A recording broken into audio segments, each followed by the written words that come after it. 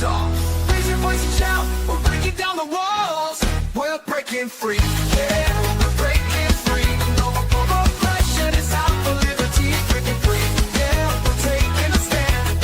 Freedom's in our hearts, we're reclaiming our land.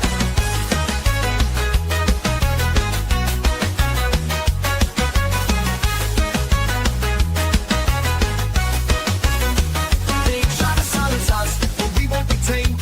Voices getting louder, can't keep us in chains. We got the power, we got the might. Together we can shine, together we can fight. Feel the rhythm in your feet, it's time to stand tall. Raise your voice and shout, we're breaking down the walls.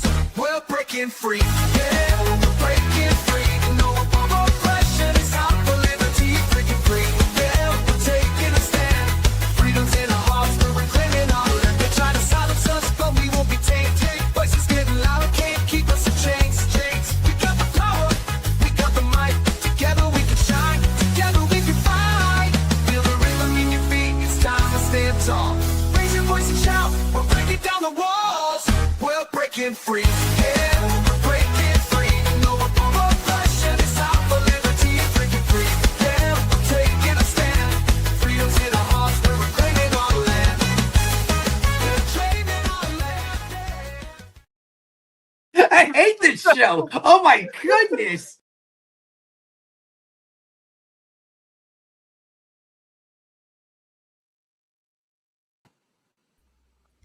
All right. Welcome everybody to another Friday night edition of Are You Smarter Than a Politician?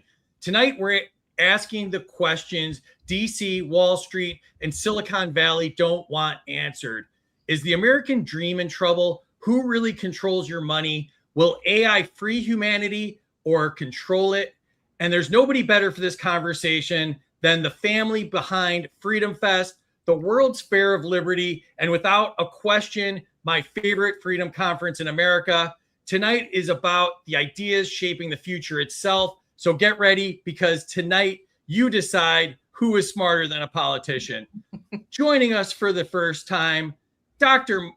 Mark Skousen. He is the producer of Freedom Fest. That is freedomfest.com. You can also see the Skousen report on oxford.club/Skousen-report. And he's also the author of many books, the latest being The Greatest American, Benjamin Franklin, the world's most versatile genius. And his website is mskousen.com. How are you tonight, Dr. Skousen? I'm doing well. I see you showed me with this hat on. That's the famous one. That's the famous one. But I'm actually wearing this hat tonight, which is, I was just in Philadelphia, the city of love. And I expect great love from all of my supporters and to vote for me. There you go. I like it. Go after the crowd early. That's for sure. Yeah.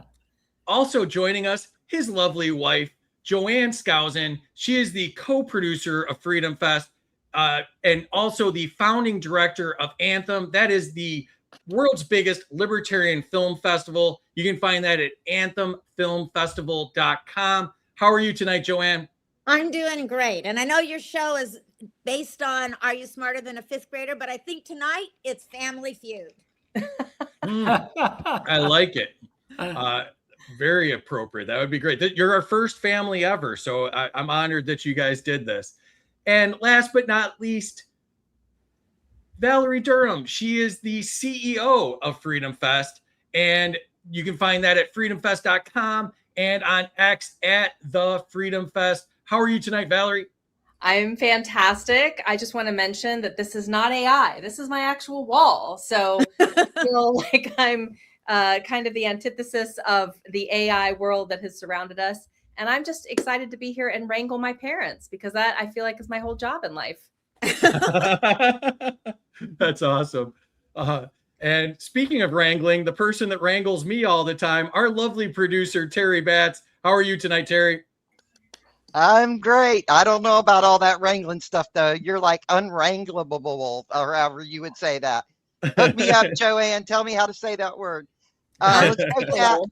I'm so excited and happy to be here tonight with these three. I can't tell you guys. They're even fun to work with on email. I mean, you just can't.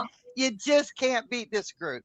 So let's have some fun and get some freedom and liberty going out there and see if we can't bring some people onto our side. All right. Amen. And our Friday night shows are sponsored by Xano. If you didn't check them out at the Libertarian National Convention, please check them out now. If you're tired of surveillance coins dressed up as freedom tech, Xano is the real deal. Open source, enterprise-grade privacy, scalable and secure. Build, spend, and tokenize any asset without the peeping eyes. Xano isn't just private. It's none of their business. And if you're new to the space, visit intro.xano.org to learn how Xano gives you the power to own your own data, your money, and your assets, all in one simple, secure platform built for real-world freedom.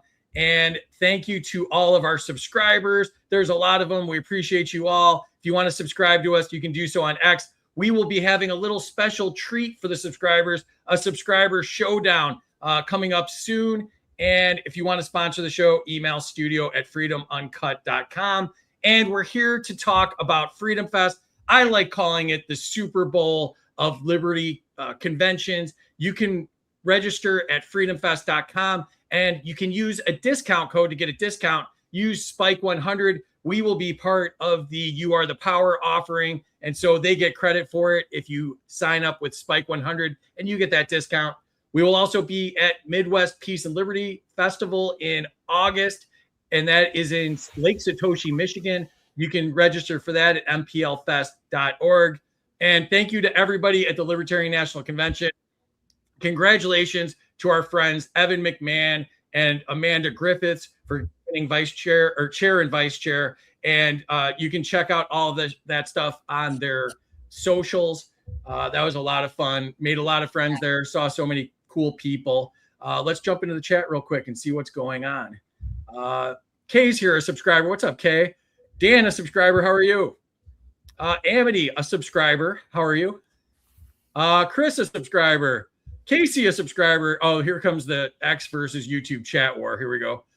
Scientific Libertarian says, thanks for making the party functional and not embarrassing this weekend. You're welcome, Si. That took a lot of votes and a lot of wrangling.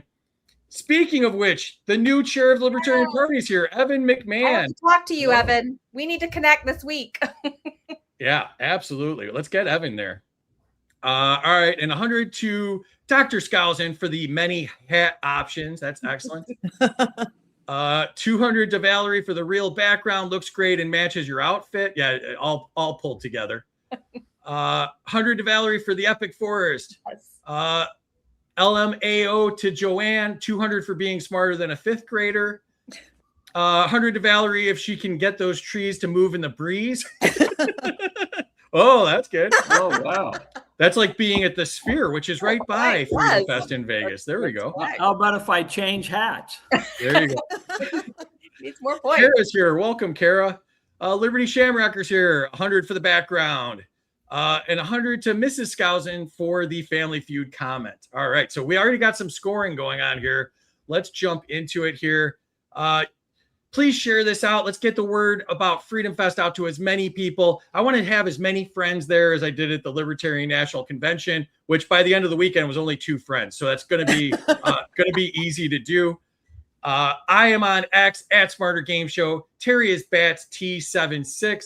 Amity and Casey help behind the scenes. Amity lead 13, and Casey does the They Both Suck podcast at American versus Gov. You can get our swag at freedomsuperstore.com. I am wearing the Taxation is Theft shirt tonight. We also have mugs, and you can find us on YouTube and Rumble. The shorts will be on YouTube at Freedom Uncut. All right, the prizes for tonight. We have an assortment of great libertarian bobbleheads, including the great Justin Amash, who I got to spend some time with in Grand Rapids. We also have the Ron Paul It's Happening alarm clock, as well as the Federal Reserve Magic 8-Ball. You shake it, and the only answer you get back is print more money. We also have the brand new $250 bill. Get it right now because it'll be worth less tomorrow. We also have the gold versus crypto boxing match. So we like to argue about that at Freedom Fest. So we got a boxing match to go with that. And we also have the Wall Street bailout raft because losses are socialized, but luxury is privatized. All right. So here are the rules. I am the government. Whatever I say goes. Scoring errors count. Life isn't fair. Suck it up, buttercup. Nobody cares. The rules are you can debate each other, filibuster, veto an answer, tariff an answer, redistribute an answer. And of course, you start off with negative 500 points because the government gets paid first. Here's how scoring works. The chat controls the score. So you in the chat can give or take up to 100 points from the contestants. Give us a good reason. Give us any reason. We're into it. But also, since I believe in crony capitalism, subscribers can give or take up to 200 points because they pay me, so they matter more. All right, let's get to it here. Of course, I got everybody in the wrong order. Let's see if I can get this back in the right order here. And I will be putting Terry in the back because she handles the chat and the scoring. So make her life extremely difficult. Thank you, Terry. All right. Dr. Skousen, to you. The category is the cost of government. Does government now cost more than it actually delivers? Okay, so to answer this question, I am going to change hats. This is my politically incorrect hat. As you can tell, the old name, Cleveland Indians. And to answer your question, I will quote my favorite founding father. Anybody who can guess this gets 100 points. Benjamin Franklin. Benjamin Ooh. Franklin. So my wife gets 100 points already. How about that? Joanne's on the board. A virtuous and industrious people may be cheaply governed. So if government costs a lot, what does that say about you and me and Americans in general? Are we virtuous? Are we industrious? That's the question. That's All my right. answer. I like it. All right. One question out of the way. Next question to Valerie.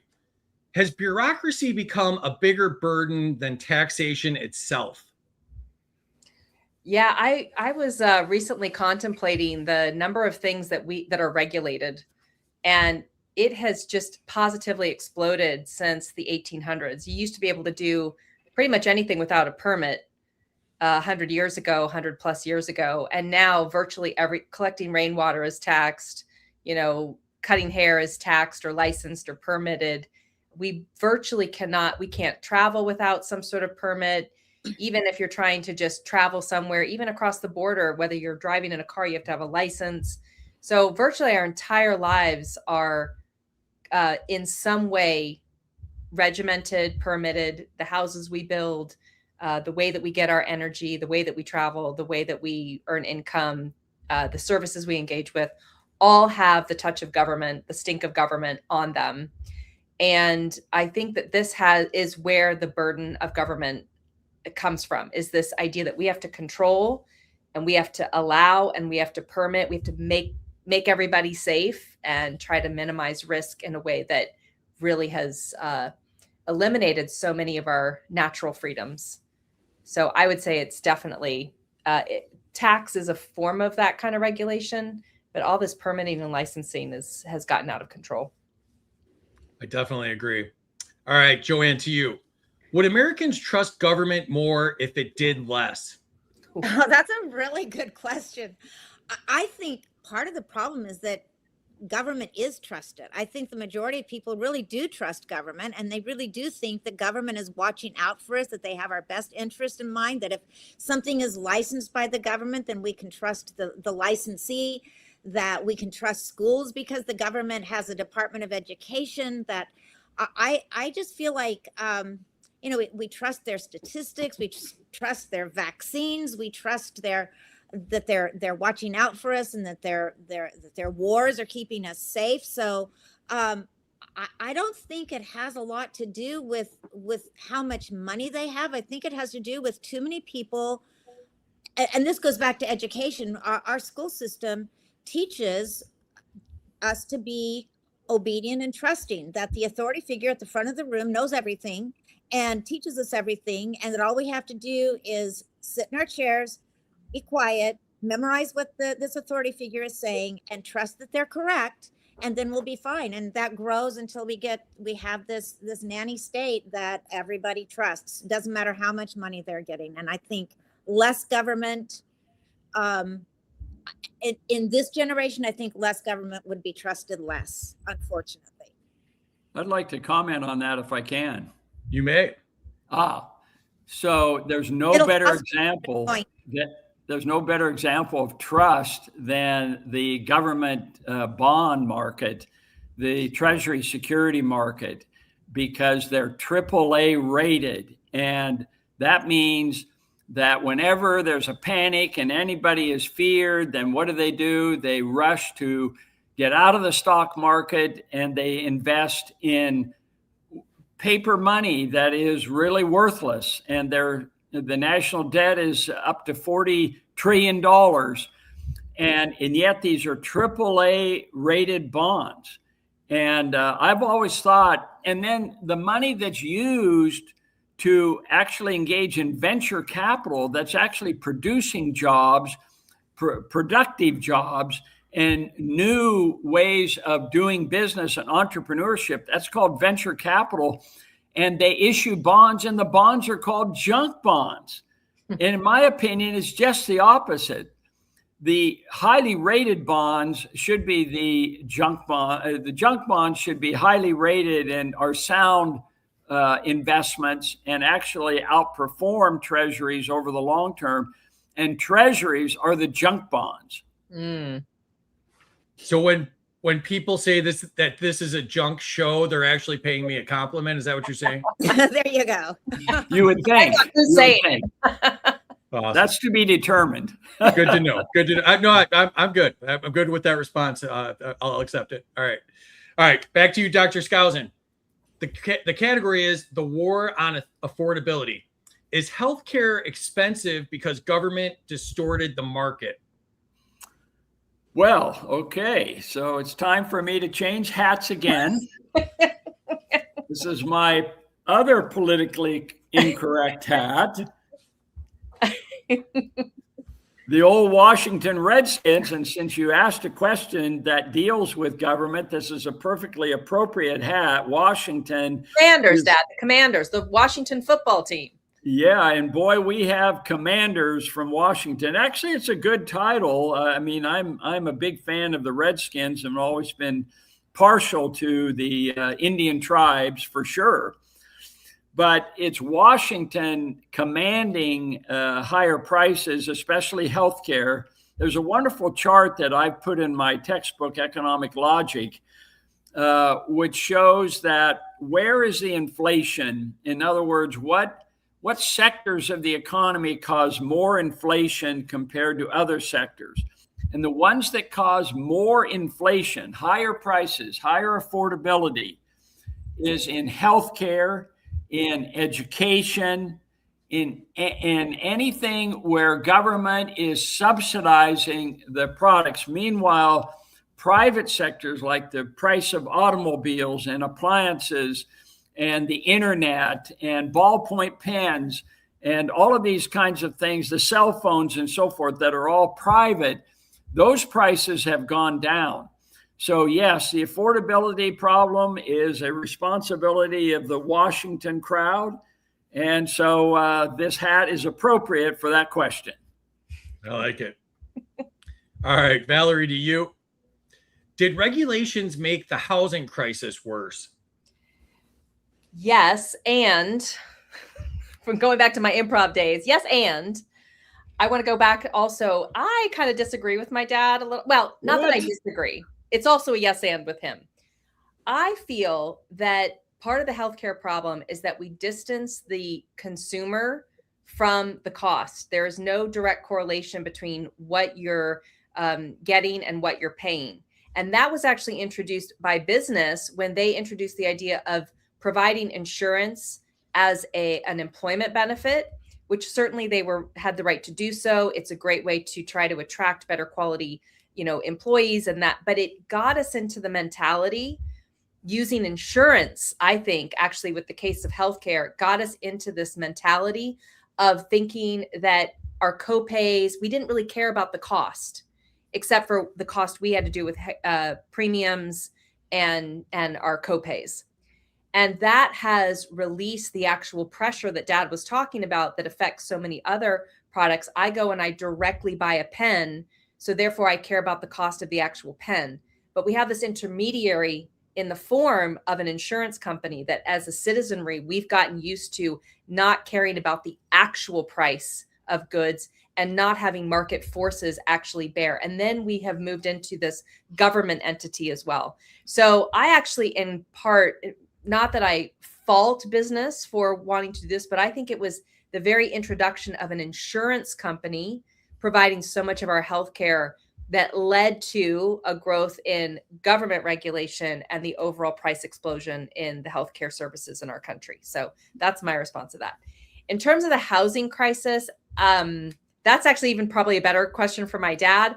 But I would say that regulation, property taxes, all of the government influence, but also the banking practices led to when they were really allowing for too many easy mortgages and loans, which came from the FDIC and kind of having a lot of insurance, so that the failure of mortgages was being covered by government, which allowed the banks to extend more and more loans to people that they shouldn't have, as well as attitudes that you needed to provide home ownership almost regardless of financial fitness to do so, and that there was almost kind of an accusation of inequality or unfairness if certain kinds of people couldn't get access to homes because they didn't have the financial fitness, and that wasn't fair.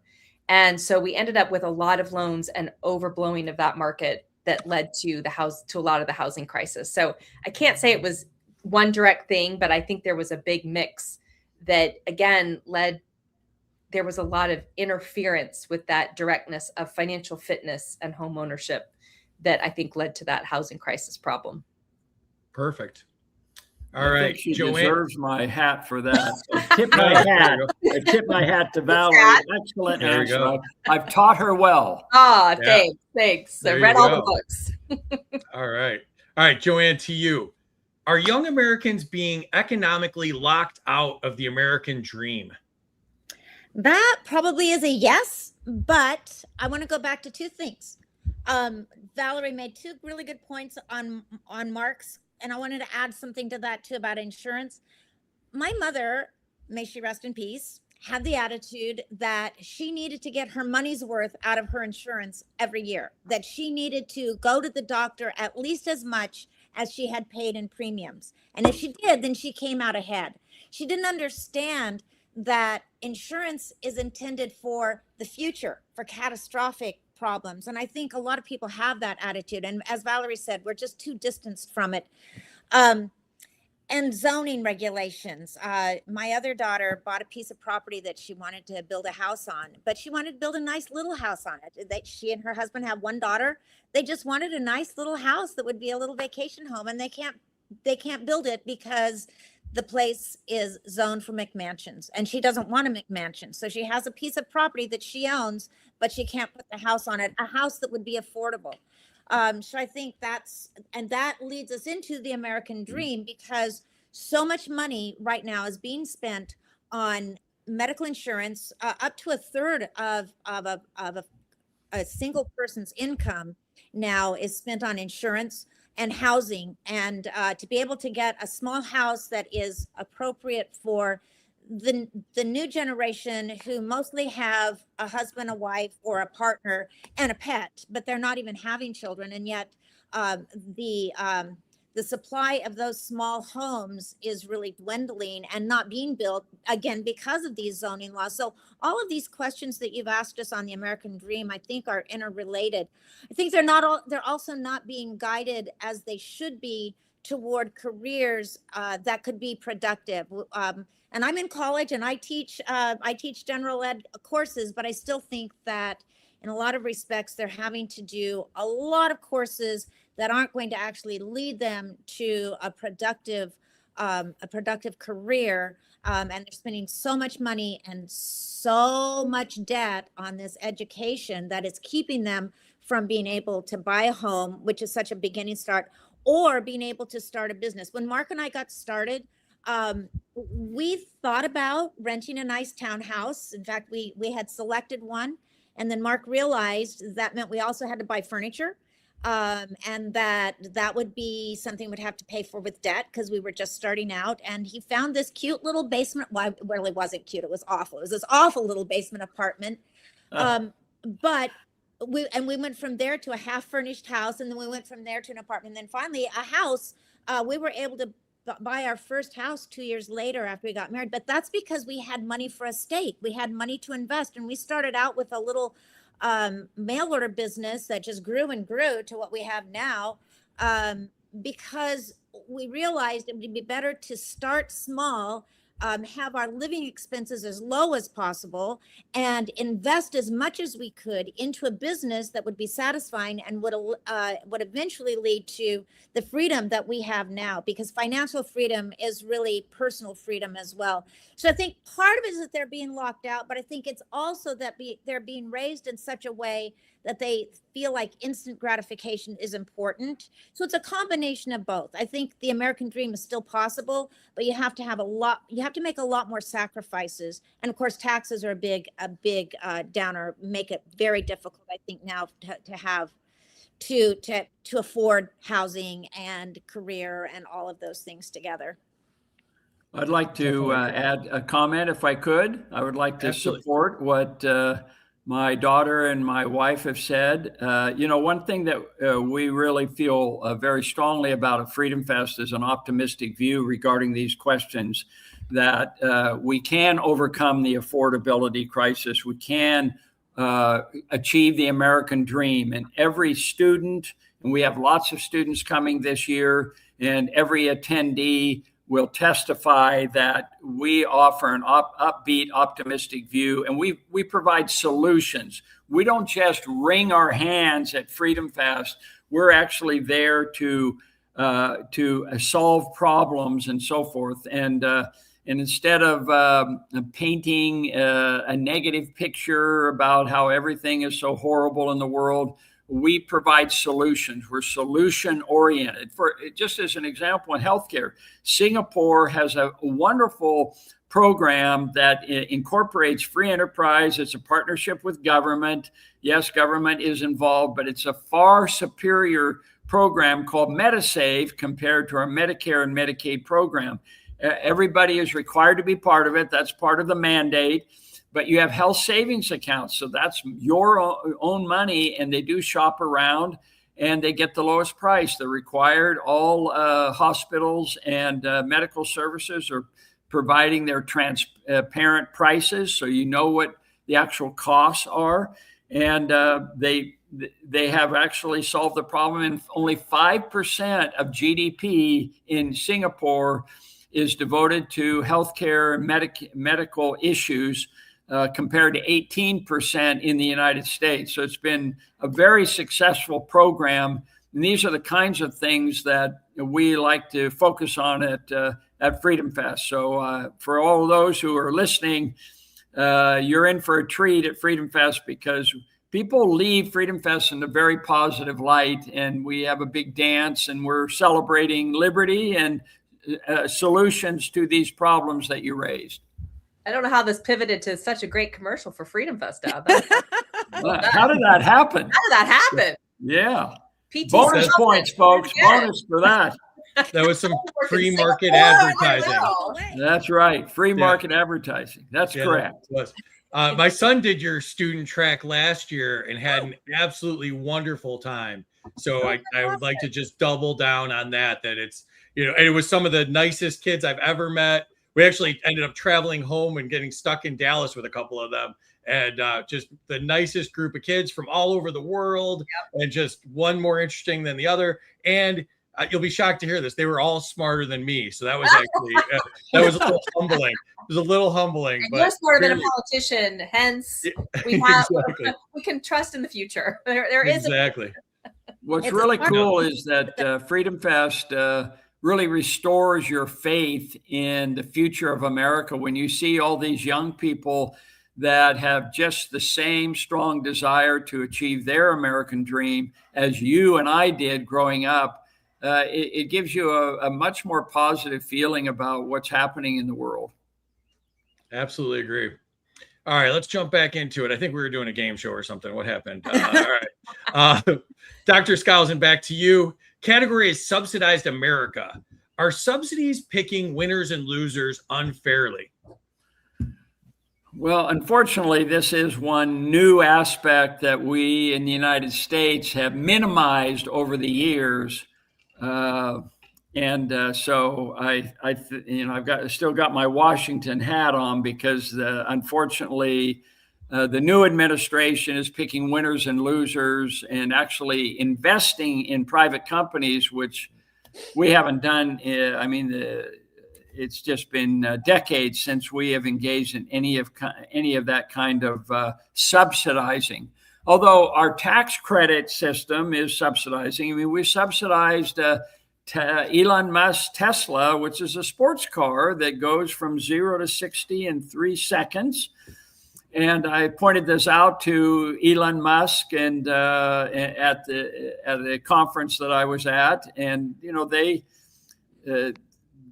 I think it's really good that we're moving actually away from those subsidies on the EVs. We're gradually separating that, but we've switched now to other areas that have created some problems. So the Biden administration had a whole bunch of subsidies, and now it's been switched to other kinds of subsidies. And I think this is an unfortunate trend in our economy.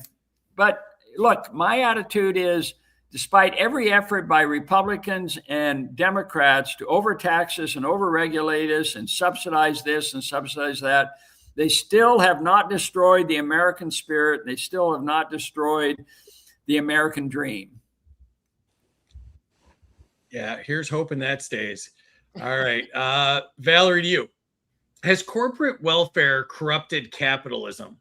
Yeah, it really frustrates me when we get criticized for capitalism, and this ain't capitalism, my friends. I mean, they keep saying, let's get the money out of elections, and there's too many lobbyists and all of this. And they kind of blame the lobbyists and the businesses for getting in bed with the politicians. And yet, if government didn't have as much power as it has, and power to pick winners and losers, so you have this arbitrary, congressperson in New York that decides they don't like your industry, and they can put in a piece of legislation that decimates what you do and what you think is important.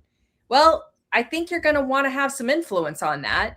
And now you're going to want to help influence who gets elected, because they have the power to raise up or lower down your industry and your specific business. So the problem is the governmental power that then forces someone, or corporation, to feel like they have to get invested in order to have some protection and to have some gain. So I think that's where the major problem is.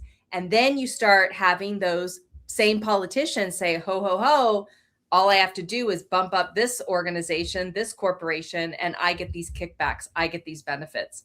I think it's really telling how many politicians, especially presidents and senators and congressmen people, you see what their income was when they go into office, and you see what it is when they come out of office and after the next 5 to 10 years. And that is a serious problem with these elites playing a ball game that affects the rest of us, and yet we have almost zero way of influencing. And I think this is one of the reasons we see such a problem with the vote, because when you see what feels like broken elections, and no matter what party you put into place, they are still spending out the wazoo and just changing the players of who gets favored and who doesn't. So this has set the stage for a crony capitalism that then seems to represent true capitalism and true free markets and true free enterprise. And all the socialists use crony capitalism as the reason that capitalism doesn't work, instead of understanding true capitalism and seeing how government is infecting and creating this new third stepchild that isn't really relevant and isn't the thing. So I think it's a serious problem, and one that unless we, like people like Alexander McCoben with Principled Business, John Mackey with Conscious Capitalism, unless we can start to reclaim what capitalism and free markets actually are and extricate it from all of this overwhelming power of government, we're going to continue to have this infested problem. And it is definitely an issue. Excellent. All right. The chat's cracking me up. I shouldn't read the chat while Yeah, don't people read are the chat. talking. Can I add a positive note? Oh on man, that? I had that was a depressing lesson. Dang it. Dad, I'm I'll sorry. I'll Come up with a question solution, Dad. Valerie Please, by Dad. giving you an optimistic example Oh, good. of anti-crony capitalism.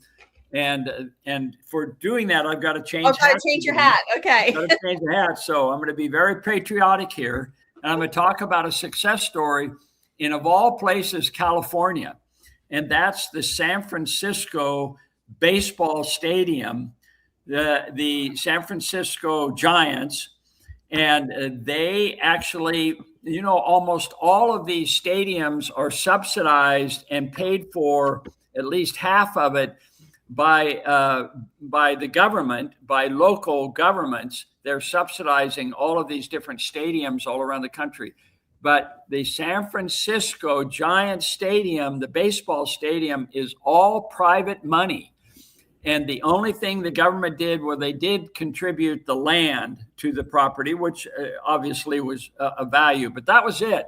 Everything has been privately funded, and it's one of the most popular baseball stadiums in the country. So hats off to the San Francisco San city Francisco did for something right. Oh my God. forcing the private enterprise to do their job. Talk about a dandelion in a asphalt jungle. Like There you go.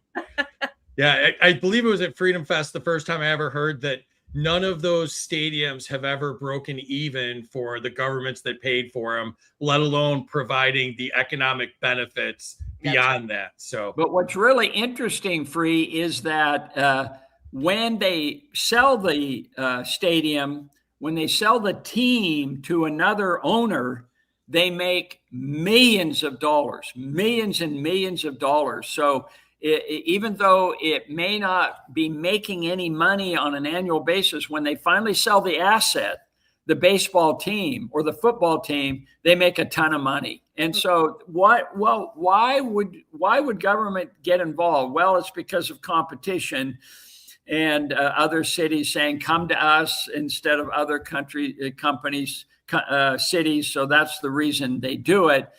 But it's not necessary, as San Francisco has proven. One of the few things that's happening positive in San Francisco. there you go.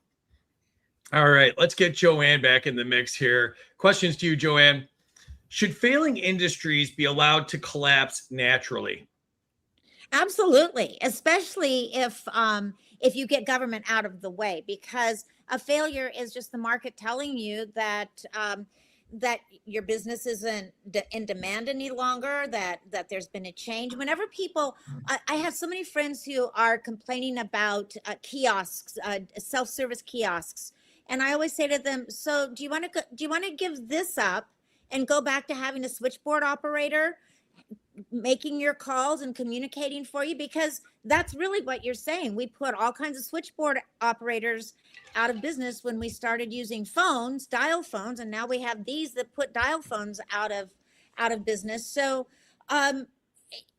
when you protect an industry from failing, all you're really doing is kicking the can forward. You're disrupting the natural rhythm of markets. You're distorting supplies and demand. When the market is working, everything happens so naturally and organically. I always think of what it was like during COVID, when how quickly paper companies switched from making typing paper to toilet paper, and how suddenly the alcohol industry was that made drinking alcohol suddenly changed to hand sanitizer. When we have hurricanes in Florida, suddenly there's no water in New York because all the water, bottled water, is being sent to Florida where we really need it. And the market works so well at supplying what we need. When we prevent an industry from failing, we're just prolonging the agony. We're making us use something that isn't useful any longer, instead of being able to go forward with something else. So yes, I think we need to let industries fail after they've had as much opportunity to succeed as possible, because then the next great thing is just around the corner. I think Definitely. as you said, though, Mom, it's problematic when government's involved. And I think Yes, that, yeah. when they're creating artificial conditions that then negatively affect a business, that I think is highly problematic. But I will say, I preface this with keeping government out of it. If the market is allowed to be the one to say, and that's how right, I preface. exactly. My only problem with the phone thing was actually phone booths. I don't know where to get dressed anymore when I want to change to my Wonder Woman outfit. And I really appreciate that the red phone boxes still in London have now turned into all kinds of like little libraries and things. So at least they kept those. But to me, that's the tragedy of the loss of the phone is There you go. change. Superman and I both have issues now. That'll take you a little longer to get to Freedom Fest this year, that you won't be able to just fly there. My invisible airplane. I can't change my outfit, get into the invisible plane, and get to Las Vegas. I'll see you on my second leg from Florida. So I don't know how I'm getting there. Yeah, it is interesting that Spirit Airlines has gone under, and the government at one point was going to bail them out.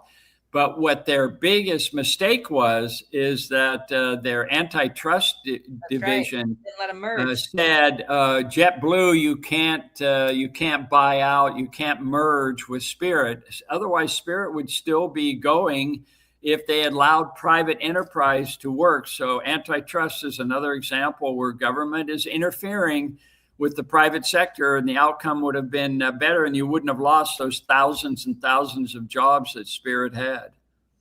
At least it's appropriately named antitrust. I mean, all government agencies should be called antitrust. That's right. Yeah, you get 100 points for that, my friend. Thank you. This isn't my first game show. All right, let's jump into the scoring here. Enter your scores in the chat if you've not done so already. Please share this out if you're having as good of a time as I am. Oh, the chat is hopping. Here we go. All right. Points to Dr. Skousen for the Indians hat. More points for the hat. Scientific didn't understand the hat and thinks you're supporting India. More points for the hat change. You lost points for the Indiana hat. Not happy. I had an Indiana hat? Well, I don't know. Something happened there. The chat's not always with it, but points to Mark for the cool hat. What's up, Darren? Points to Doc. Shout out to Ben Franklin. 100 points to Dr. Skousen every time he brings on a new hat. Points to Valerie if she shows Ron Swanson permit. There you go. 200 to Valerie, regulation and permitting doesn't make us free. 200 to Valerie, government stinks and I'm not going to ask permission. Amen. 200 to Valerie for permitless idea for natural freedom. 200 to Joanne, the problem is that the government is trusted. 200 to Joanne, too many people trust the government. Evan McMahon subscribed while he was on the show. So humble brag here. Right. The chair of the Libertarian Party subscribes to me. Right. I'm not even sure what to do with this information. We did have the vice chair, Paul Dar, subscribing to me from the last administration. So this is great. But appreciate Evan. Had such a great time at the convention. Bipartisan. So happy for him. Yeah. And then 200 Joanne for giving us a free tour of her house with multiple rooms on the show at once. Nice pillows too. Yes, that's true. 200 to Joanne for calling out the classroom, teaching us to respect authority. 200 to Joanne for school is about obedience and we have a nanny state. 100 to Joanne for the abstract art. It is lovely. 200 to Doc for flipping the script on fake government money. Jim Lee's here. What's up? 100 to Doc for all the sports hats and explanations. 100 to Valerie, insurance, including Medicare and Medicaid, is a scam. 100 to Mark for reminding us to wear sunscreen. I can't even handle the chat sometimes. Oh, my. 200 to Valerie for answering 2 questions without having to reread them. Free barely made it through the first time. Yeah, they make fun of my inability to read, which is rightfully done. 200 to Valerie for housing crisis explanation. 200 to Joanne for wearing an outfit to blend in with her living room decor. The ladies both look lovely. I would agree with that. I feel like Our I cats are a belong little though out there. too. Oh my goodness, we both Oh, have the that same was, you idea, got those Bob. points at the beginning of the show. Yeah, you got them for the trees. Yep. It's true. 100 to Joanne. If I want to build a nuclear power plant in my backyard, I should be able to. You said that? I bet Thanksgiving dinner is fun at y'all's house. No arguments and a lot of hat-based conversations. If he's got a pilgrim's hat, I'm going to like lose it live on the air here. 100 to Joanne, government outreach and the current family dynamics that don't match housing regulations. 200 to Joanne, financial freedom is personal freedom. 100 to Joanne, but after inflation, it's only 12. 200 to Doc for solutions and Singaporean healthcare pitch. 100 to Mark for the Freedom Fest plug. 100 to Mark for the Freedom Fest plug and for having so many students in attendance last year. 200 for the first contestant to say Freedom Fest is fun 3 times. Freedom Fest is fun. Freedom Fest is fun. That was easy. That was easy. Wow. I would have screwed that up all 3 of the 3 times. 100 to Valerie for this is not capitalism. 100 to Valerie for understanding economics. 200 to all, making me want to skip going to New Jersey with my family and get together and go to Freedom Fest instead. Here. Yes. Here. Woohoo! 100 to Valerie for that extremely depressing economics lesson. 200 to Valerie, free market capitalism is not crony capitalism. 200 to Mark for the patriotic hat. 100 to Valerie for crony capitalism explanation. 200 to Joanne, people trust the government.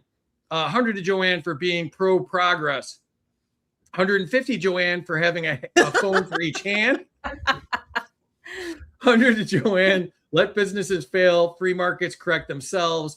100 to Joanne for her tasteful throw pillows. They really bring the room together. Scientifics, our amateur interior designer, and he's also a scientist, so we listen to anything he says, really. 200 to Valerie for bogarting extra points from mom's answer. 100 to Valerie for the Superman and Doctor Who references. 100 for each contestant for being a lovely family. Absolutely. 100 to Valerie. Wonder Woman spins around really fast like a ballerina to change. And minus 500 to Free for no Dr. Pepper. That was Evan's shirt last time he was on. So yeah. Oh, so there we have it there. All right. That was a lot of mayhem. Let's see where we ended up. And wow, it is close. 2,500 to Valerie. Wow. Just a few points behind his mom. Wow. And only a couple more points behind his dad. Yeah, so neck and neck, guys. it is neck and neck. This How fun. Thanksgiving's going to be feisty with this one. I know. There we go. Thank goodness. All right, let's jump back into it here. This next category is sponsored by Xano. If you're new to the space, check out intro.xano.com. And by the way, they were great at Freedom Fest. Check out their app, download the wallet. They're really great. And we were so happy they were there. All right, Dr. Skousen, the category is financial autonomy. Do cashless systems make citizens easier to control? Well, it's time to change my hat again. Since it's a financial question, New York being where Wall Street is, the financial capital of the world. And I must say that my biggest regret is that it may come a point when Ben Franklin is no longer on being circulated. This will be a great tragedy, even though this is paper money. It's bad enough that these two things have disappeared now in public. There's no gold, there's no silver. And then we went to paper money that isn't worth the paper it's printed on. And in fact, let me do an illegal act in front of everybody and quote Ludwig von Mises, who said, government is the only agency that can take a commodity, a valuable commodity like paper, slap some ink on it and make it totally worthless.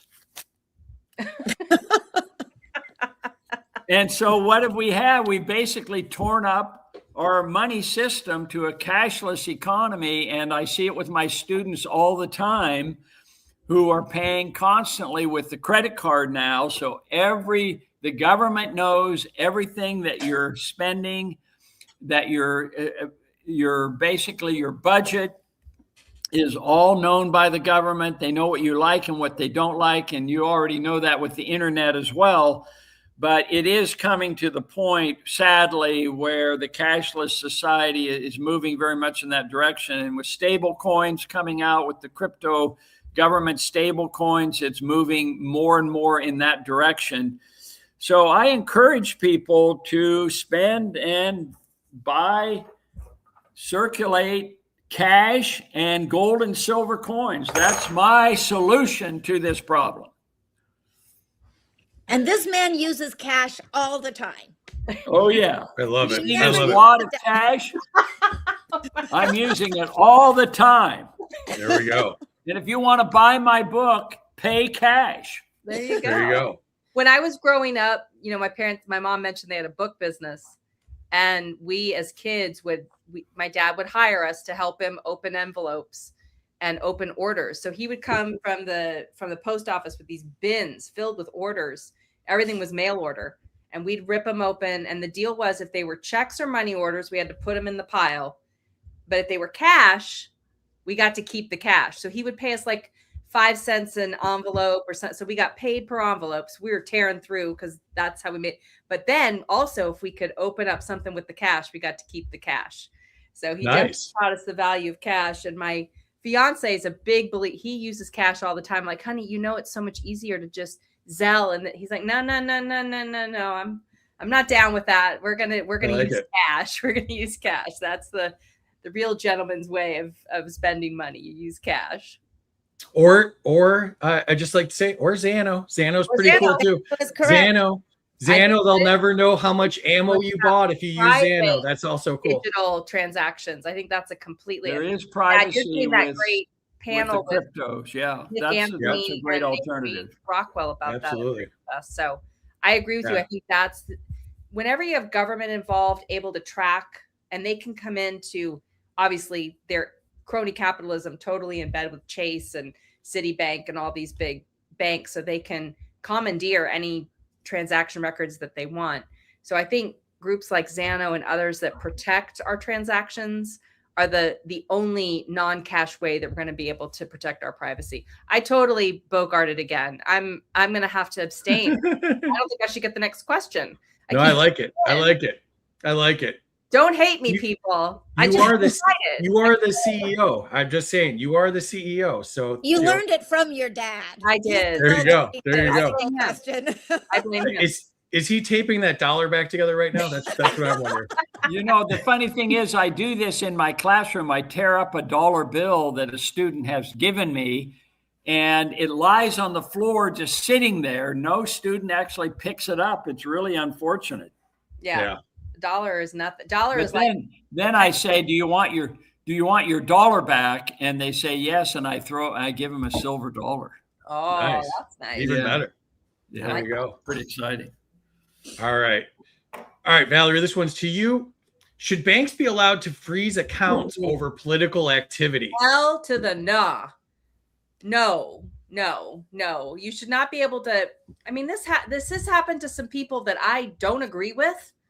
And, being put on the, no travel zone, freezing bank accounts because of political activity, because of political views, because of freedom of speech. Absolutely not. That is a total infringement on our Bill of Rights, on our natural rights as human beings. That is absolutely against anything ethical that we have in our Constitution and our Bill of Rights. And every time they do that, I don't care what the reason is, whether it's a person I agree with or I don't agree with.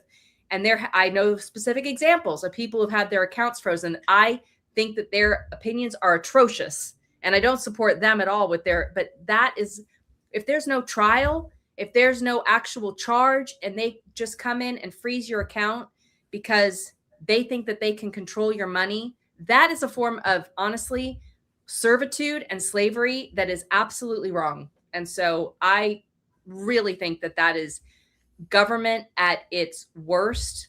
And we absolutely should never have that in this country. If you want to put somebody through a trial with criminal charges and come to some sort of, judgment where accounts get frozen. Okay, let's at least put it through a clear trial system with a judge through our criminal justice system. Okay, that's a consequence I can live with. We do the same thing with people's lives. We put them in prison after we go through a certain process. And honestly, a person's money is an extension of their life. And if you cannot put a person's life in, if you can put a person's life into prison, but only through an approved process, the same thing with their money. So I really abhor that kind of activity, and I would defend anybody's right to keep control of their money until there's an actual, like, definitive court case that says you have to have this consequence. I dig it. Yeah, as a matter of fact, I should mention that this is one of the few areas where I agree with President Trump, because between his presidencies, his companies were denied accounts at Bank of America and Chase Manhattan and so forth. They were not allowed to do business because of their political connections, and that was totally unethical, immoral. Mm-hmm. I agree. It's a form of intimidation. It's just wrong. Sorry. No worries. No worries. I'm not good with the buttons, so I just hit them sometimes. Just in out. All right, yeah. Giving everybody motion sickness. All right, Joanne, to you. Are Americans losing control over their own money? Well, first I have to say I'm very proud of my daughter for being at the top of the leaderboard. However, I am not averse to pandering for points, so I'm Oh, look at that. A Panama hat. Wow. Wow. Looking good, Mom. What was the question? Oh, are we losing control of our money? Yes, I would say yes, but not necessarily because of government. I think that for a lot of people, their money is already accounted for before they even get it. Unfortunately, in high schools, we no longer teach general business and personal finance, and so students are woefully unprepared for having to pay their own way. Most students are now so busy with doing sports and extracurricular activities that they're not getting jobs. They're not learning how to handle money. They don't even see money and how it's used because mom and dad are always using plastic. And I'm not complaining about that. I'm just saying that's just the way it is. And so they really are woefully underprepared for knowing how to take care of money, and so when it comes to controlling money and you're using credit, and there's really no difference in how you use a debit card from a credit card, and you don't see mom and dad, like I use my credit card all the time, but I also pay it off completely at the end of the month. I never pay any interest. So it's like cash.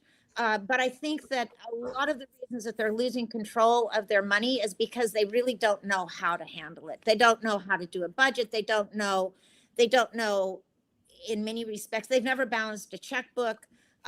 Many of them haven't had an after-school job when they're in high school. And so on the other hand, there are many that are starting their own little businesses while they're in high school. And I really applaud that. I remember the first time my son had a job, I picked him up after work and it was late. And so I just stopped at a fast food place to get some dinner because I hadn't had time to go home and cook. And the first thing he said, he had just gotten his first paycheck. And he said, I worked all day to earn the amount of money that we're having now for just a snack. And that was really an important thing for him to learn, that his time and his money were connected. And then, of course, when he saw how much was taken out for taxes and that government was taking all of that, and he didn't have to pay rent at the time because he was still living at home. So I do think young people are having a hard time knowing how to control their money, not just losing control of it, but not really knowing what it takes to run a home, to save for repairs on a car, whatever. So yes, the answer is yes. They are losing control of their money, but I don't think it's necessarily because of the government, unless you blame the Department of Education for no longer teaching classes in general finance and personal economics. Yeah, it's a hard lesson to learn when you find out that you're also paying for Randy Fine's snack too, So, Well, yeah. all right. And so much of it we don't get to control because 30 to 40% is going to our taxes, and maybe 20% is going to our mandatory insurance. And so it's not just young people, but adults too. So much of their money is already earmarked for something else before they even see it. And there's very little cash left at the end of that for savings. For sure. All right. Dr. Skousen, back to you. The category is cryptocurrency. Does cryptocurrency threaten centralized financial power? Well, I have to tell you before I answer that question that I want my wife to know that she and we are like two peas in a pod. Look at this. Even I have a Panama hat as well. Look at that. And I think I bought both of them. I think I bought one of them in Honduras and the other one in Ecuador. Yes, they're all made in Ecuador, as a matter of fact. But and it's appropriate that both of us are wearing Panama hats because Panama is a tax haven. And my first time that I was in Panama, there was not a single skyscraper, and now there's over 100 of them. And why is that? Because money has transferred out of Argentina and Brazil and Colombia and Chile and all these other countries that have experimented with communist regimes and authoritarian regimes, and people want their freedom. And that's what cryptocurrency is all about. And I have a lot of every year, as a matter of fact, if I can give another plug for Freedom Fest, I believe it was in 2011, we had our very first conference where Bitcoin was mentioned as a recommendation back when it was under less than $100 per coin. So we've always been in the forefront of this cryptocurrency revolution. And Friedrich Hayek, the Austrian economist, a shout out to him, is really the father of digital currencies because he believed in alternative currencies, competing currencies. And you do have a certain degree of privacy, and it's difficult. It's not impossible, but governments do have a hard time tracking you. And if you live in an authoritarian regime, a Marxist regime that has runaway inflation, what better hard currency and inflation hedge that you would have than having some money in some cryptocurrencies like Bitcoin and having the ability without government permission. You remember, a lot of these countries have currency controls, and you can't export, you can't send money out, but you can send out Bitcoin without the government's permission or even their knowledge. So I'm a big fan of cryptocurrencies. Now, granted, there's a lot of useless cryptos. There's a lot of speculation. It is a speculative bubble. And I think eventually there will be a crash of one sort or another, and one or more cryptocurrencies will dominate. But it's a legitimate area of innovation and technology, and I'm very much in favor of it. And especially the blockchain technology, if they ever perfect that, that's going to result in great productivity and efficiencies in the transfer of money. Absolutely agree. All right, Valerie, to you. Has crypto already changed the future of money permanently? I have a feeling it's here to stay. And I think it has gotten people thinking differently about money. I think that we, for a long time, especially after we got off the gold standard, the only alternative currency you could think about is whether you were investing in yen or in pounds or in, used to be lira, but now euro. Yeah. So I think we could only think about other state issued currencies as alternative currencies because hard money was no longer really a currency. So I feel like it has really erupted into this new concept that there can be an alternative currency to the US dollar, and people are turning to these alternatives. What we also have seen a lot are these really cool gold backs and the glint pay and things like that, where they're using more paper currency that's infused with real gold. Again, coming from this idea that we can't rely on the government to provide us with stable valuable currency that is inflation proof. And so we've got to create that for ourselves. And that's one of the things that I think, despite all of the issues that we have with government bloat and all of that, we still have this entrepreneurial spirit that is inherent in the human spirit. And that keeps looking for solutions. So I do think that the growth of Bitcoin in particular and crypto in general has ignited a new sense of what money is, what currency is, and what we can turn to as currency. And I don't think that that is going to go away. I think that has permanently changed our attitude about money. I agree. I like gold backs too. I'm with you. Yeah. All right, Joanne, to you. Is cryptocurrency more about freedom than investment? Oh, that's an interesting question. I think people who invest in crypto definitely care about freedom, and they want to be free from the government. They want to have their own fiat money, if you want to say that. And so, yeah, it is. I think, it's as much a movement as it is a currency, and you see that in the numbers of people who are attending crypto conferences. You know, thousands of people are going to those, and so it's a party, and it's a community. I've had several movies at my film festival. I run the Anthem Libertarian Film Festival. Going back to 2015, we had Dark Web, which was about partly about Ross Ulbricht, but it was also a really good explanation of how crypto works. I had another one that the name escapes me now, but it also was very technical in explain. And I think that was important 10 years ago. We needed an explanation of what it was and how it worked.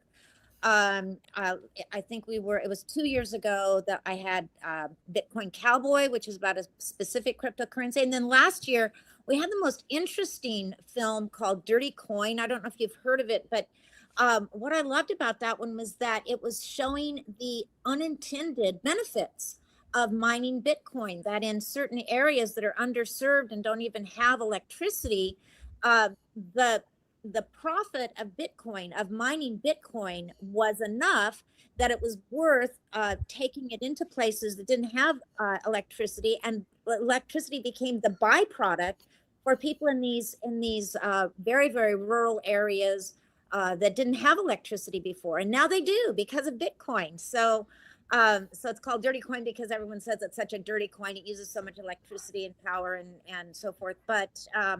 But it's also creating an economic benefit for people who that it was very unexpected. So yes, I think it's as much a movement as it is a currency, and I think that's one reason that it is staying up. I haven't seen quite so many people posting about HODL lately, maybe because it's down 24% from its high, so that makes people a little nervous, I think. But I also think that it's here to stay. Yeah, I would also like to add that one thing that's really important to know is that the reason it's not used as a currency, a medium of exchange very much, is because theoretically every time you use it, that's a taxable event. So Gresham's law takes place, the bad money drives out good. So you spend the paper money and you save and deposit gold and silver and cryptocurrencies like Bitcoin.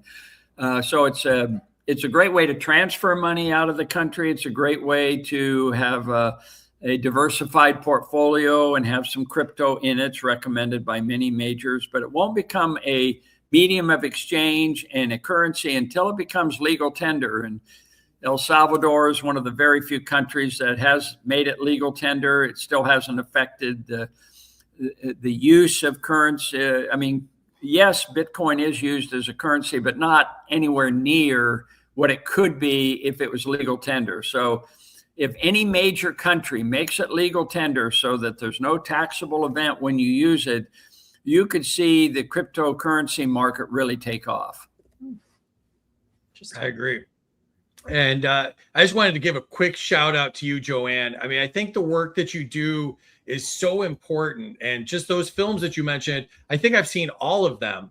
And if you weren't platforming filmmakers like that, I'm not sure that those films would get made. And then, you know, like my good friend Thomas Queter, you know, he was in the film festival last year, and you know, he went from your film festival to other film festivals. Now he's on streaming, and he can sell his movie as a rental. But I think if you hadn't done all of the work that you've done on that, I don't think that exists. So I don't think that people realize what a trailblazer you are in that area and how important your work has been. Well, thank you very much. That's exactly the reason I started the festival. I wanted to see more movies made with a liberty focus. And I thought if I created this venue and they would start making the movies, and then if they got awards, and that's why I give a lot of awards, because that helps you get your next movie made. And I'm so happy for Thomas. I'm just so happy. I loved his story. I had a friend when I was a little girl who had a similar condition, and I never understood what it was, and I never saw him because he was always in his house, just like Thomas says in his movie, that he couldn't get out until he had a wheelchair that he could afford and that was made for him. And so I'm really, really proud of his work, and I'm so glad that our festival helped him get a start for that movie. I always jokingly call his movie Driving Miss Daisy, so I had to look at the actual name, but it's The Power to Move. It's The Power to Move. Him and I are great friends. That was not Yeah. I know. Yeah. So no, I'm so happy for him. I mean, the emotion of him getting that award. I mean, like, there were tears in my eyes. I mean, it was such a great moment, and I'm really happy I was there to see it and celebrate with him. So, but thank you again for all the work that you do on that. Thank you. All right, back to it. Dr. Skousen, to you. The category is the future of sound money. Would Americans be better off if gold and silver competed directly with the dollar? Well, that's a good question. So let's see here. Maybe I need to put on my academic hat here. Oh, Harvard. My Harvard hat. Yes. So the question is gold and silver, which I am a firm believer in, as you can tell. And I mentioned previously, Gresham's law answers this question. Bad money drives out good money. So the bad money is this paper money that we circulate, and this is the good money. And so what happens is the undervalued money, which is the gold and silver, you put in your pocket and you end up spending the paper money. And it's, Valerie talked about how some people come to Freedom Fest and other libertarian events and they buy and they trade with paper money that has some gold and silver in it to some form of backing. And, it's a profitable enterprise. They do have seniorage, as they call it. But it's never going to really work since we've gone off the gold standard because of Gresham's law that the bad money drives out good. That's the biggest problem. And unless you go back on the gold standard and you have a fixed exchange rate between the dollar and gold, the gold and silver are never going to circulate. Now, I will say this, since 1971, when we went off the gold standard, 2 Harvard economists wrote a paper saying, what has happened since we went off the gold standard? And they said that we have really lost the discipline and we have entered an era of permanent inflation. So even the Federal Reserve today has a 2% inflation target, and they don't even meet that. They keep printing more money and we keep getting higher and higher inflation. So we've entered an era of permanent inflation. And so gold and silver have actually, since 1971, have really performed well. They are superior inflation hedges. So while they'll never compete in terms of currency, in terms of exchange, it's never going to get popular again. As an investment, as a speculation, gold and silver are doing really well, and in fact have outperformed the S&P 500 in the 21st century. Now, granted, as my anti-gold friends point out, the 21st century started with gold at $250 an ounce and the stock market near all-time highs. So that could be a factor involved, but still, the point is that it's unfortunate that the silver dollar, which has a face value of $1, in silver is selling now for nearly $100. It's equal to the price of a Benjamin. And that's tragic because I used to give my students, every student would get one of these dated the year they took my class. I would give this out when it was 20 or 30 bucks. I felt I could do it. But at $100 a coin, I had 53 students this last semester. Am I going to pay over $5,000 to help so the students would remember this? And instead, I gave them a copy of my book, The Maxims of Wall Street, which probably is, in terms of knowledge, more valuable than the silver dollar. And that only cost me $5. So, yeah, I think the answer is no. Gold and silver are never going to go back. We're not going to be able to put that genie back in the bottle, unfortunately. Yeah, and they could spin the knowledge from your book into great wealth. But that actually reminded me of a story. You gave one of those to Thomas Massey on stage, and Yes. he wouldn't accept it until you checked the price of it that day to make sure it wasn't a violation of the campaign finance laws or whatever it was. He could only accept a gift up to a certain dollar amount. It was and $50. It was hovering right around there. So we had Yeah. to go, you guys had to go check to see if it had gone that's over wild. $50 while he was I talking. didn't know that. That's so cool. I would frequently take a silver dollar up to a politician. Joanne and I were very close friends with Warren Hatch, and every time he'd see me, he says, "Where's my silver dollar?" And the reason is because it was less than $50. Is anything $50 or more, you had to declare it. So he was gladly accepting the silver dollar.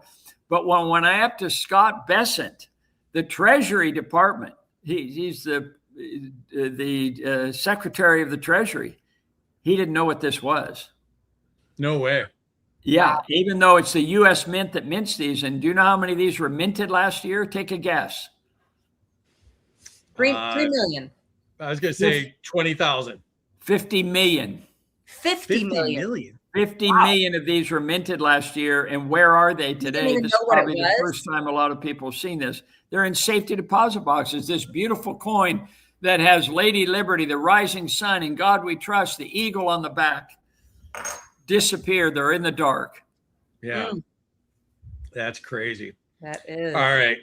Back to it. Valerie, to you. Has the Federal Reserve done more harm than good for the American economy? And the Fed, enough said. Yeah, it is part, whatever happened in 1913, those folks came in and they put a knife in the back of free America. I mean, the income tax, the Federal Reserve, the way that they set all of that, multiple other laws came through in 1913 and around that time that ripped out the spine of free America. And it is absolutely the reason that we have the deficit and the debt that we have. It is absolutely the reason that we have the inflation problems that we have. It is absolutely the reason that our money is not worth and our wages are affected, our income is affected, our ability to buy products and to invest and to save are all dictated by this Federal Reserve that basically has zero accountability, zero auditing, and is just off making decisions that affects the financial lives, which it means the lives of every single one of us. And it is atrocious. And I'm definitely with the End the Fed campaign. And it is just, I've really been passionate about a couple of these. But yes, End the Fed. Aaron Day was at the Libertarian National Convention, and he's been at Freedom Fest. And he's a friend of mine. Yeah. He's trying to get us all, instead of chanting "End the Fed," he wants us to chant "Ditch the dollar." And so I'm down with "End the Fed," but I'm also down with "Ditch the dollar." I think that, well, I'd love to hear more of what his reasoning is on that. This is the first I'm hearing of it. I'll have to ask him, but I think the problem is that, you do need a medium of exchange. And like Dad was saying, gold and silver isn't going to be it. Crypto has issues also with actually being a medium of exchange. So we do need a medium of exchange. That's very important. The problem is not that we need to ditch the dollar. We need to ditch the artificialness of the dollar. Is that a word? I'm going to get points off for that. I know. Artificiality. Artificiality. That doesn't sound real. That sounds artificial. We need a strong dollar. That's for sure. Do. Dollar. I would not say ditch the dollar. I would say revive the dollar, restore the dollar, make the dollar, valuable again. As good as gold. As good as gold. There you go. I like that, Dad. And so I don't know, but I don't know what his intention is. So I'm not going to diss Aaron because he's brilliant and all that. But I think we do need a medium of exchange. It's just that the Fed and government policy, taxation, and price controls, subsidies, all of these things stack up in a way that is what pulls away the power of our wages. And as much as statists, socialists, and others want to say that capitalism, the greed of CEOs, that this is the reason that we have, poor wages that don't have the buying power that they should, we don't have a living wage. This is not because we're not working hard and because we don't have a good contract with our employees and employers for a good exchange of value there. It is because the actual money that we're given is being devalued by all of these government policies, by the Fed, by the inflation, by the taxation, by the deficits and everything else. So I think it's definitely, oh boy, I got excited again. My goodness. I do think we do fired up. a mode of currency. I do think there's some naivety among many libertarians who do not really fully, if they were in government, they would probably act differently. And end the Fed, but what do you replace it with? That's the real question. Something accountable. If you can get a stable dollar backed by gold, and Steve Forbes and others have advocated, you want a currency where the price of that currency in gold stays the same.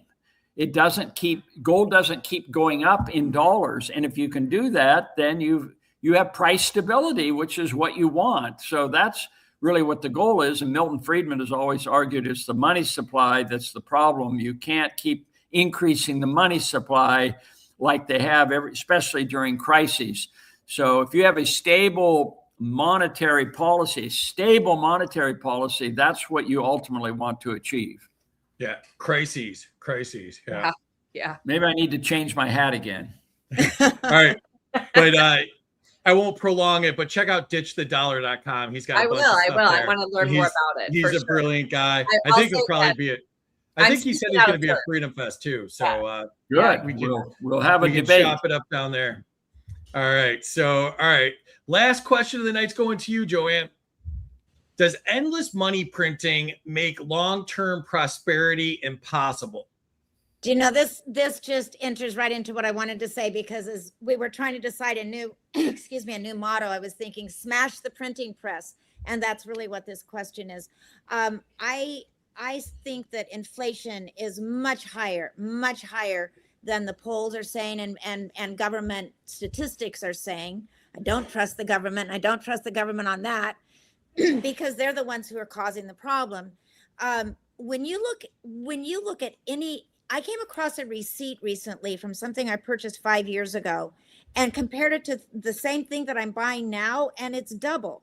And they're doing it with shrinkflation as well as with inflation. But everything you buy now, we're getting so used to lunch costing $20, where it used to be between 5 and 10.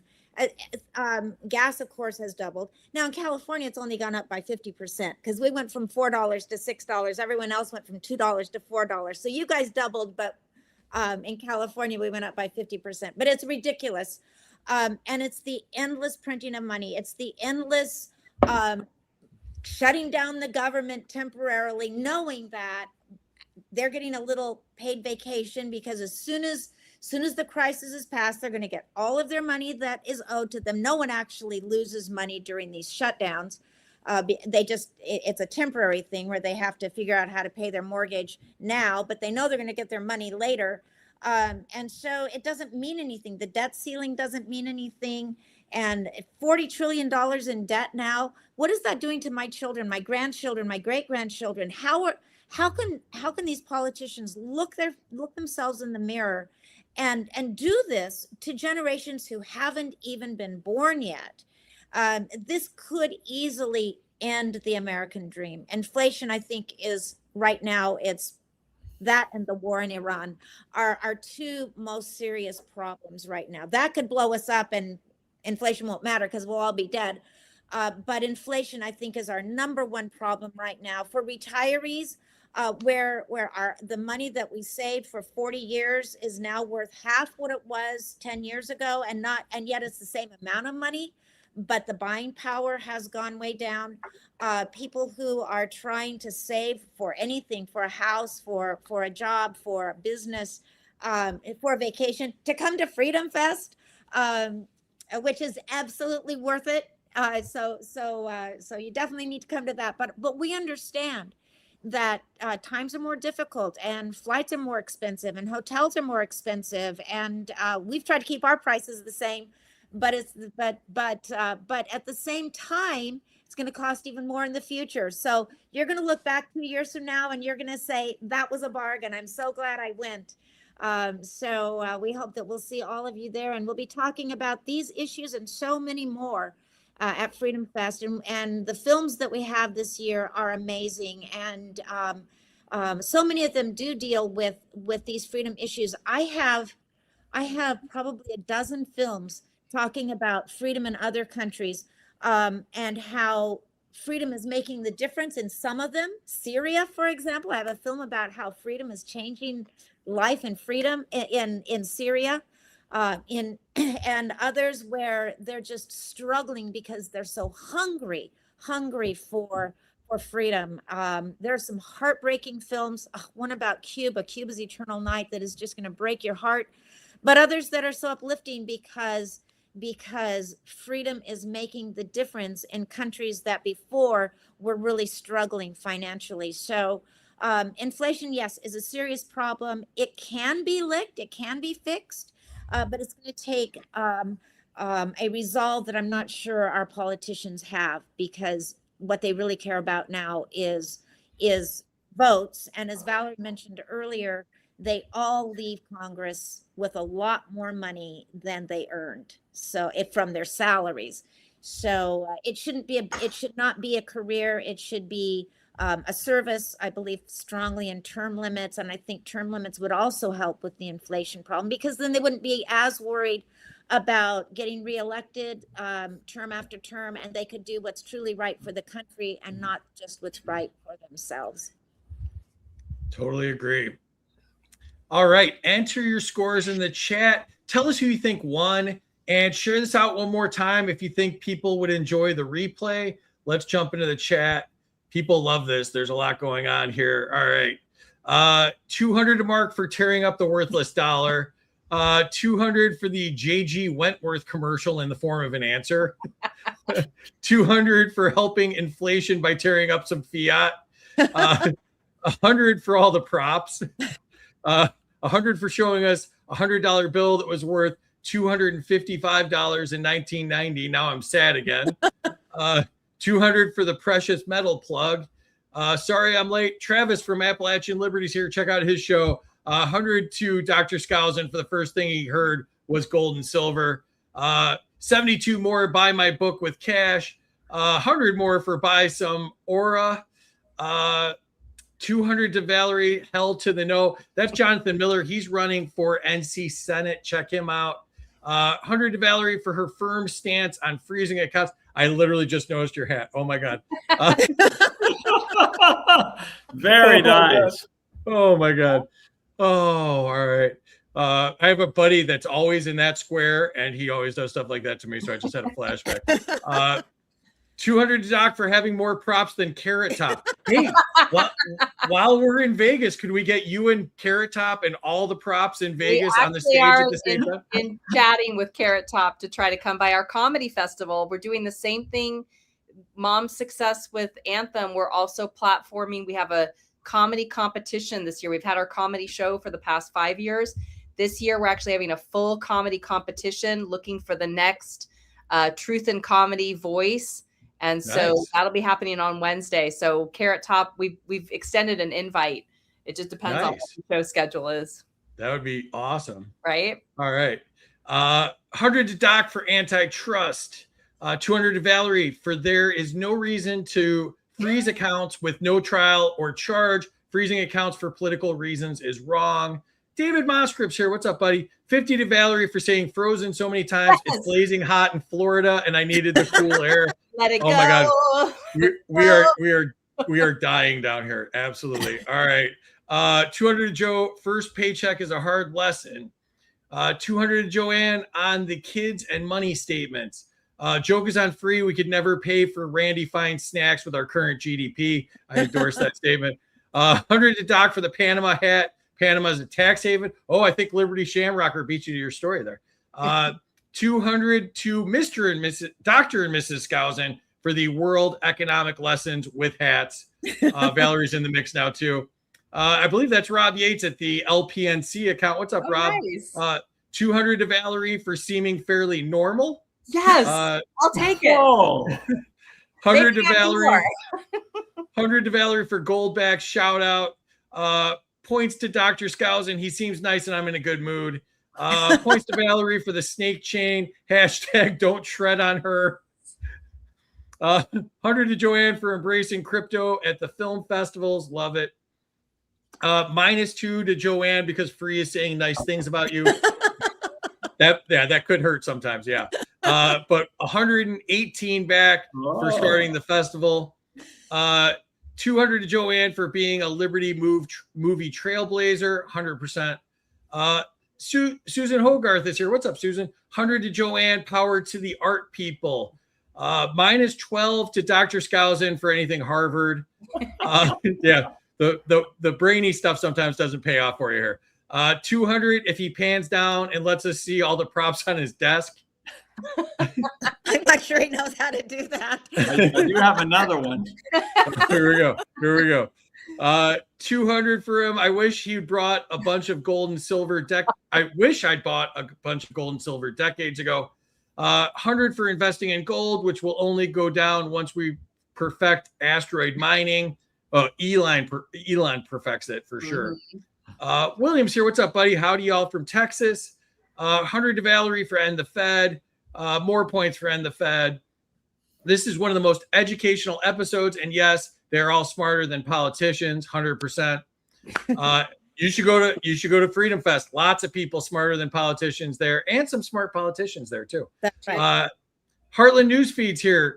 Met them at the convention as well. 250 to Valerie for End the Fed. Just need to audit the bastards first. -200 to Valerie for not having any do I get hats. those points back? Yeah, Chris. Yeah, Chris, I get them punch back. those back Put 'em in. back in the Punch chat. those back in real quick. -100 to me for being late. What's up, Waz? Check out Waz's show too. Yes, I'm stoked. We will be at Freedom Fest. Yeah, Casey and his wife are going to be there. I begged them to come. They're going to be so much fun. 200 to Valerie, repeal the 17th Amendment passed in 1913. 200 to Valerie for making her own words up.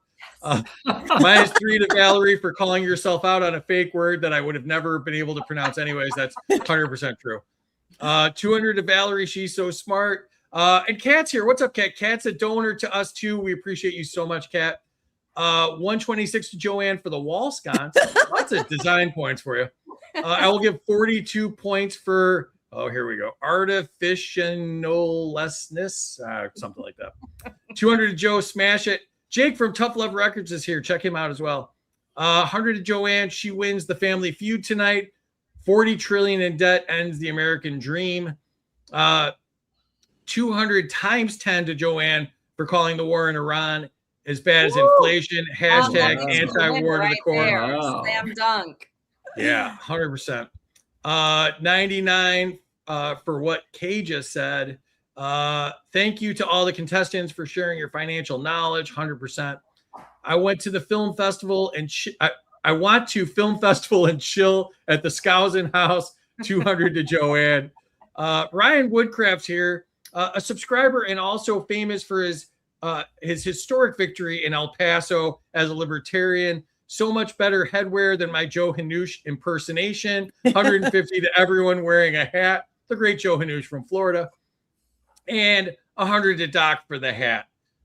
Boy, that was a lot of reading. Woo. All right, here we go. You ready for my award? Oh my gosh. Oh, let's do the award and then we'll do the points. Yes, before that. Okay, so if you can guess how many hat changes I made, how many different kinds of hats that I wore in this contest, you will win an American Eagle Silver Dollar 2026, and you can get it in person. Come up to me, and I'll give it to you at Freedom Fest. There you go. All right. The gauntlet has been thrown down. There was a lot of hats. It's going to be a big number. And 6 or all right, 7, 32. here we go. Let's check out the scoreboard one final time. It's got to be Mom. She killed it with the 2000. Oh, my Dr. God. Skousen Oh, wins my by Goodness. by What 6 happened points. to me? By 6 I points. crashed and burned. Only Wow. 13 over, I Valerie. take it back. Keep the Fed. I don't freeze I don't- accounts. I don't think we've ever had a show divided by 13 points. I mean, that is crazy. You guys Oh, must come be from related or behind something. victory. Surprise. That's Oh like my figure goodness. skating. How did you know? My dad hates to lose, so this is good. We appreciate it. There you go. All right. So, Valerie, you came in third. You had the lead there for a while. What did you think? I don't know how I failed even have to utterly. I remember. was too normal. I used that fake word. I take it all back. Keep the Fed. Go ahead and freeze assets and government forever. All right. Plug Freedom Fest. Tell everybody why Oh, they yes, should okay. come and So, see us all What there. I like to talk about. Yes, we are. So the reason I'm wearing this hat is this year at Freedom Fest, we are, of course, celebrating the 250th anniversary of founding of the country. We are looking at the liberty ideals that came out of that and celebrating the ways we've kept those freedoms, maybe expanded them. But we're also going to look forward because we have also lost our way, as we were just discussing, in so many ways.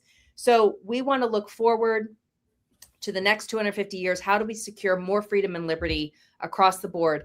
And at Freedom Fest, we talk about all different types of freedom: economic freedom, political freedom, financial freedom, health freedom, intellectual freedom, spiritual freedom, social and cultural freedom. And so as a result, we have 200 speakers. Many of them will be your favorites. A lot of them will be people you've never heard of, and you're going to be electrified by them. We cover all kinds of topics in more than 200 sessions across 3.5 days. And as you can tell, we believe that freedom is supposed to be joyful and fun. And so every night we've got things like the comedy show, the film festival, karaoke, parties and receptions and live. We're going to do our Independence Ball where we're encouraging people to dress up if they want to. And we're going to have a great time on Saturday night, live dancing, live music, awards, and performances, and all kinds of amazing things. The Freedom Award we'll give that night. An amazing lineup this year. We've got Kennedy, Steve Forbes, John Mackey, Rob Schneider, Adam Carolla, Patrick Byrne, Del Bigtree, Senator Rand Paul and his wife Kelly Paul. The list goes on and on. Go to freedomfest.com, click on the lineup button, and you'll see all of our keynote speakers, and then click the browse the full lineup, and you'll just see all these amazing speakers that are going to bring so much knowledge and excitement to your life and bring more freedom to your life. And that's the real goal of Freedom Fest. And you also get all these people who have been beautifully here in the chat. Those people and many others will be at Freedom Fest. You actually get to, like, it's so great to see all of you digitally, but in person, you get to shake hands, hug, feel each other's energy, go have a drink and a cup of coffee together, be in the exhibit hall. This is what Freedom Fest is all about. It is a platform for freedom and liberty for all of us who care about those things. So please come, because you contribute your knowledge, your views, your excitement, and you will find opportunities, solutions, new projects, so many things that you're going to come away. We like to say it's 1% of your year that fuels the rest of the 99%. So it's totally worth the investment. Reach out to us. We've got, use Spike's discount on a ticket. Learn more. The hotels are listed there, freedomfest.com, Spike 100. I really want to see each one of you at Freedom Fest. And don't forget the mock trial. And the mock trial on ice.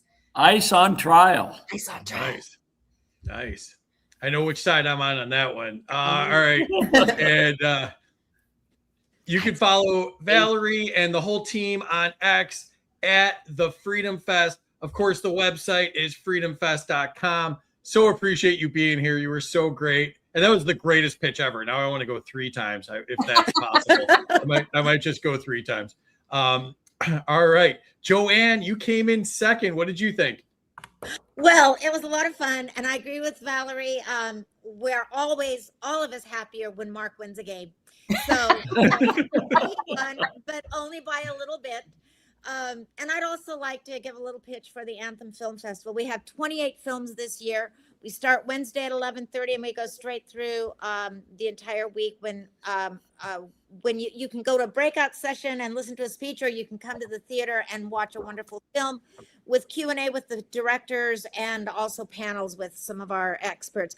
I just want to tell you about one grouping. I like to curate the films thematically, and I have a group of films by Iranian filmmakers, Persian filmmakers, and 2 of them that I really, really wanted, I didn't hear from. There was no response, and I knew why. It's because they have a blackout in Iran right now. I didn't even know if these filmmakers were alive, but I had no way to reach them. And I mentioned it to one of my other Iranian filmmakers who happens to live in the United States now. And I told him how I was trying so hard to find these filmmakers, and he got together and used his contacts in the Persian filmmaking community, and he found those 2 filmmakers for me. So I now have those 2 wonderful films that one will break your heart, and the other one will pick it up again and put it back together. And then we'll have a panel afterwards about the war in Iran. So this is the kind of thing I like to do with the film festival. I like to curate the films, put them together, have a wonderful panel afterwards, Q&A with the audience. And that's just one small part of this wonderful thing called Freedom Fest. Absolutely. And I just want to say too that, I love the Film Fest, and one of the things I think is so cool is that, people hang around and talk about it afterwards, including the filmmakers.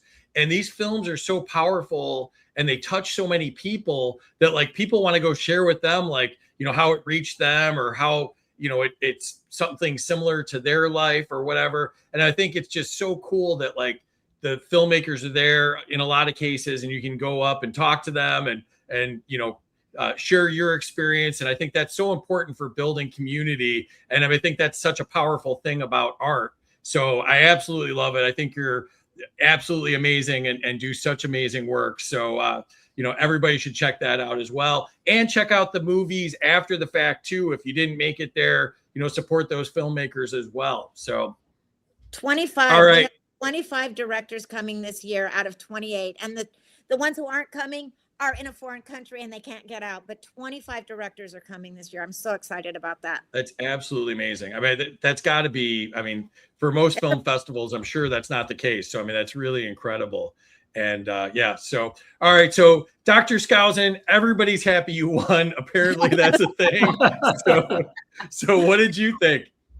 Well, I'll tell you, I've been telling all of my new subscribers, because I don't know how many of you know this, but after 45 years of writing forecasts and strategies, I changed publishers this year, and I tripled my my subscription base overnight, and I now have 65,000 subscribers to the Oxford Club. My newsletter is called the Skousen Report. And so it's like a new life coming, like my life has been resurrected, and Freedom Fest is very much a part of that. I'm really excited about this event. And I always thought that Freedom Fest was a our way of once a year. You know, we all live our busy lives. We're all doing our own thing, but can we come together 1% of the year, 3.5 days, to learn from each other, network, socialize, and celebrate liberty? That's the whole idea. And, you know, we all need to hang together or we will surely hang separately, as Ben Franklin warned us. So thank you very much, Free and Terry, for putting this together. I mean, this has just been so much fun for all of us. And of course, especially since I won. So did anybody get the right hat number? Well, you got to tell us. We have some guesses. No, I'm just curious what people are saying. What do we get here? We got 6 or 7. That seems like cheating. 32 was a guess. 13, 13, 7, 14, 33, 8, 13. 8 is the 7. correct answer. 8 is the correct answer. Right. So whoever that was, I owe him a silver dollar. So find out who it is. Liberty Shamrocker. Liberty Shamrocker. Shamrocker. Wow. Dad, that's so perfect. Dad has a penchant for finding 4-leaf clovers. And Nice. this is called the Liberty Dollar. And there's the Lady Liberty Liberty dollar. is There you on go. it. This is meant to be. This is. And Valerie's wearing green. And There you go. And I'm Irish, so there you go. All right. So let's see here. Wanted to put this back up. Obviously, founder of Freedom Fest. Check out the Skousen Report, oxford.club/Skousen-report.